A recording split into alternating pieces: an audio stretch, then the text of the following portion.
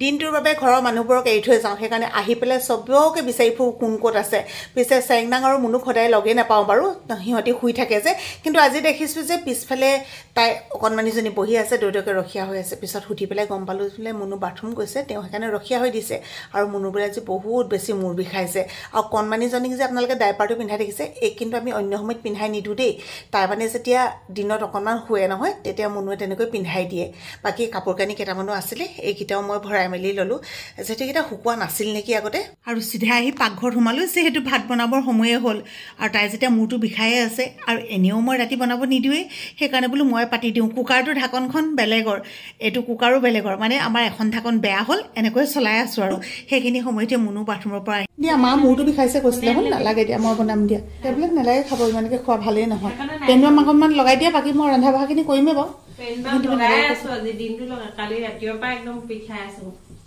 সকলো মানুহ যেতিয়া ভাল হৈ থাকে তেতিয়াহে এখন ঘৰত সুখ শান্তি থাকে য'ত ৰোগ ব্যাধি থাকে তাত সঁচাকৈ সুখ শান্তিবোৰ কেনি যায় গমেই পোৱা নাযায় তেওঁক চাহকাপ দি লগতে বোলো ময়ো অকণমান খাম বুলি কৈ আহি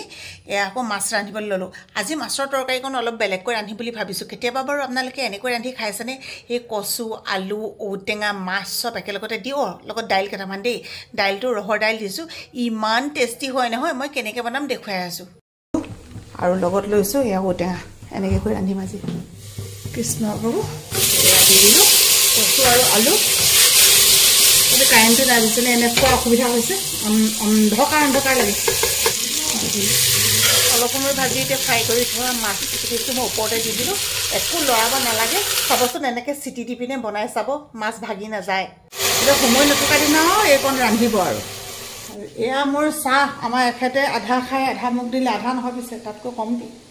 চাওকচোন ৰাইজসকল যদি বোৱাৰী মানুহে এনেকৈ যদি পাপৰ পুৰি পুৰি ভিতৰত সোমাই খাই থাকিবলৈ হয় তেতিয়াহ'লে বাৰু কেনেকৈ হ'ব বাৰু কওকচোন এইবোৰ বাৰু কৃষ্ণ প্ৰভু তো কেনেকৈ হ'ব বাৰু এইবোৰ বাৰু গোটেইবোৰ একদম খৰচ পাতি বেছি হৈছে নাই তথাপি পিছে কৈ আছোঁ ধেমালিকে পাপৰকণ পুৰি পেলাই জ্বলা পাপৰ সৈতে চাহকণ খাই দিলে সঁচাকৈ মোৰ চকুৰ ভাল লাগি যায় মাছ আৰু দাইল কচু ঔটেঙা দি এনেকৈ বনাইছে আকৌ চোৱাচোন ধুনু লাগিছেনে বাৰু ধুনু লাগিছে মজা মজা মজা মজা ভাল ছোৱালী মজা এনেকৈ কৈ দিওঁ এনেকৈ মজা আকৌ এইটো মজা মজা কণমানিজনীক খুৱাই লয় আৰু তাৰপিছতে আমি খাম